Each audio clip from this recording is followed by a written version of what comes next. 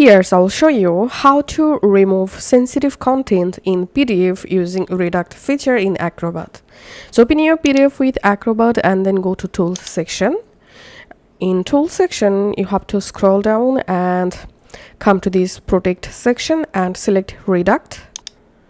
And now click on Mark for Reduction.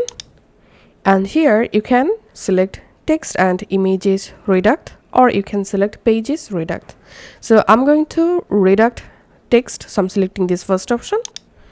And here we can see reductions allows you to permanently black out and remove sensitive content. Just click on OK. Now you have to select those text you want to redact, just like this. Once you select it, now click on Apply and click on OK. Click on Yes. And in just a few seconds, your selected part or text will redact just like this. And in order to change this redact color, click on Properties. And here you get this redacted area fill color. Just click here and you can just select a different color for reduction.